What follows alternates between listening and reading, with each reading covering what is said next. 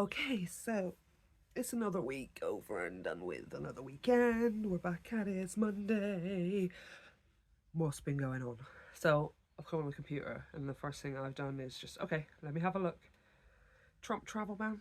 That's like literally the first thing I'm saying as I open my little Windows news thing. Normally I go to Reddit, I go to YouTube, I go to wherever, somewhere that collates all of the news, and then I can go and do my own digging from there. But this morning it just came up in the corner of my screen, Trump travel ban something something. So I'm clicking on it, and I'm full list of countries that could be barred from the US. See what I mean? I don't even know if I'm allowed to come back. Although, yeah, I am England, so we're probably on the okay list. I don't know, let's have a look. So, the Trump administration is finalising an expanded travel ban for citizens of certain countries, which could come into effect as soon as next week, according to the latest report. Donald Trump is reportedly preparing to revive and expand his travel ban, potentially restricting citizens from several countries from travelling to the United States, set to include more countries than what the president previously implemented, following him issuing an executive order in January directing cabinet members to create a list of countries that should face full or partial travel restrictions. A draft recommendation is now circulating with a list of nations whose citizens could be banned from entering the US. The list is even for holidays. Even for holidays, the list is expanded. No, the list is expected to include most of the countries targeted in his previous travel bans, including Cuba, Iran, Libya, North Korea, Somalia, Sudan, Syria, Venezuela, and Yemen. Pakistan and Afghanistan are expected to be added to the red list. So the red list that's like the COVID traffic light system, right? Red is a no travel, yellow is a check, or yellow and orange is like check before you travel or something. Is there green? I don't know, let me read. Countries designated as orange will face, orange will face limited access, while yellow countries will have 60 days to address any deficiencies before restrictions are imposed. Well, deficiencies? Oh, God. Gonna need some more information. This could have serious implications for the hundreds of thousands of Afghans who have been approved for special immigrant visas after aiding US forces during the 20-year Afghanistan war. Right. They already have that citizenship. They already have special immigrant visas. So are they not going to get it anymore? Nothing has officially changed yet, but sources within the US government indicate that a travel ban for Afghan nationals may be announced within the next week. The exact details and list of countries will be affected will be soon finalised. Back in 2017, Trump implemented a first travel ban, which the courts blocked. Okay, so, I mean, the thing is obviously he's got all three branches of the government, right? Legislative. Oh my gosh, wait. Oh my gosh. Judicial. Legislative. Judicial. No, I'm going to have to look it up. I'm sorry, you guys. Oh, executive. That's the president. Duh. Legislative, Congress. Executive, President. Judicial, Supreme Court. Yeah? Oh my God, it's so confusing. I'm learning. Okay, so he's got all three of them now. So, I mean, the likelihood, I suppose, of the courts blocking his travel ban thing like last time was obviously far, far less. Although they have just blocked his not paying of US aid that has already been done, which, it's kind of a brand trademark. Hey, you, do some work for me and I'm going to pay you all of this money. Yeah, we're all going to be rich, absolutely. Let's go up together. Okay, you've done it now. Great, awesome. I'm not paying you. It's sort of on brand. So yeah, the likelihood of them blocking it like last time, it's there. The Trump administration has begun cancelling visas retroactively as part of preparations to reinstate a controversial travel ban targeting people from several Muslim-majority countries. Yeah, exactly. Like, he really knows what he's going for. Yeah?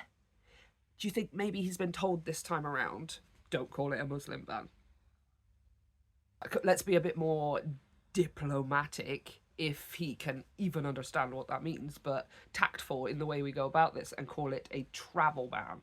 The decision follows an executive order issued by Trump on the 20th. So that was one of the ones on the 20th of January, Inauguration Day, that he sat down and signed with his fat Sharpie and constantly just holding it up and showing everyone, like, see how I did something? And I love that even now, he would do that today And even after everything that he's been part of in politics and how avidly he's really going at stuff right now, like, he thinks that that fat Sharpie and his robotic signature on a piece of paper changes the face of the entire country, right? And yeah, obviously, eventually it does, if that executive order goes through, if it doesn't get blocked, if it doesn't get stopped, if all of those things, like, yeah, eventually. But for him, he sits there with his magical pen and thinks that that signing, like, and from that second, now he has changed everything and he is God. Ugh. Okay, so this decision followed an executive order issued on the 20th titled Protecting the United States from Foreign Terrorists and Other National Security Threats.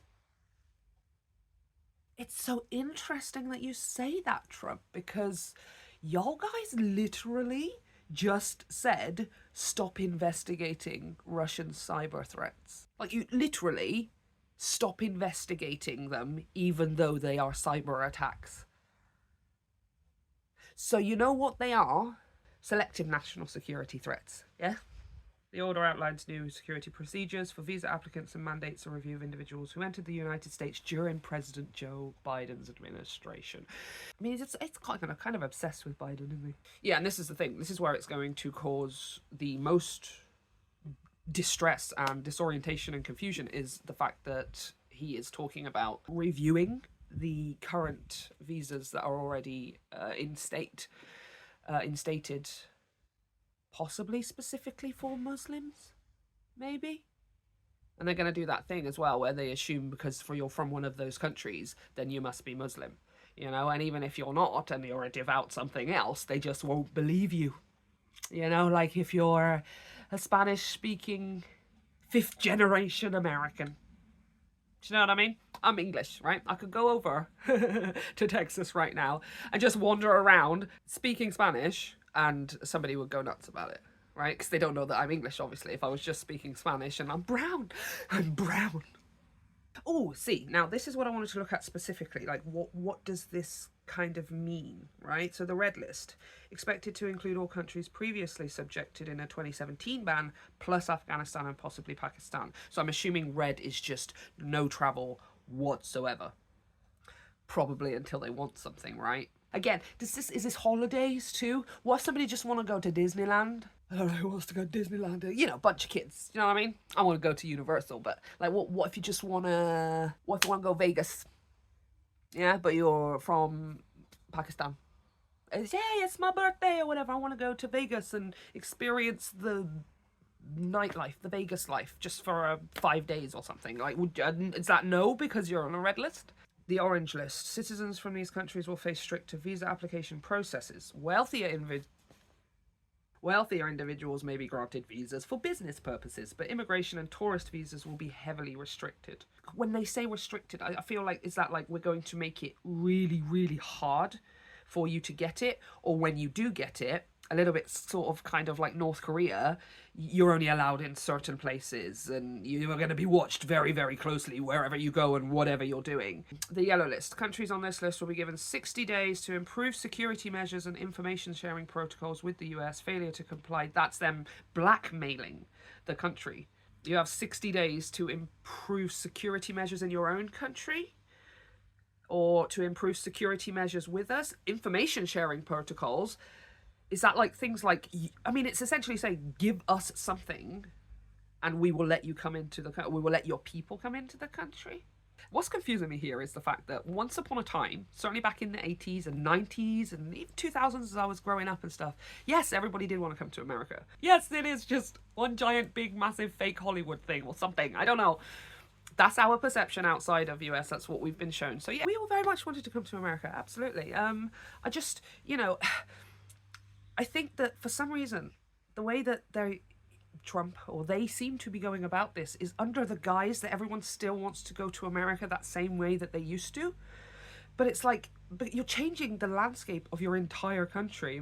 I mean, eventually, maybe literally, but, you know, you're changing the entire scope of what America stands for. You're changing the entire view of what that perception that we do have here in the rest of the world, which is a lot of people, by the way. And you are changing your politics, and your morals and your ethics have become so clear. And obviously we know that that's not everyday Americans and stuff. But what America stands for is now changing. And I find it interesting that the way that they talk about enforcing things like this travel ban, things like tariffs as well. It's like, yeah, but everyone wants it from America, so we might as well make money from them wanting it from America. And it's like, no, but people wanted it from America when you stood for the best of things. Nobody wants to go to America now. Everyone is literally cancelling their travel plans. You don't have to worry about banning us. We don't want to. It's not like a toxic relationship where America is the runner and the rest of the world is the chaser. And I wonder if that's what patriotic American patriotism kind of represents sometimes, the illusion of American patriotism. Everybody wants us. We are the runner. We are the prize. We are the sought after.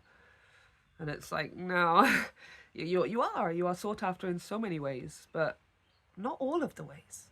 The rest of the world has so much going for it. Even my tiny little plot of land in freaking United Kingdom. It's a little bit like, you know, America or Trump turning America into that narcissistic partner.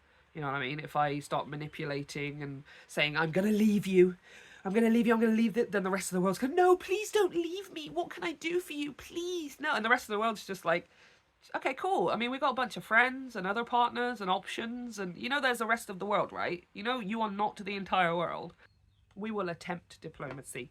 We will attempt kindness, strategy, and yes, to extend the arm of friendship. I think that politics in Europe especially will always do that with America. You know, we do need, right? We need America for the whole world to improve.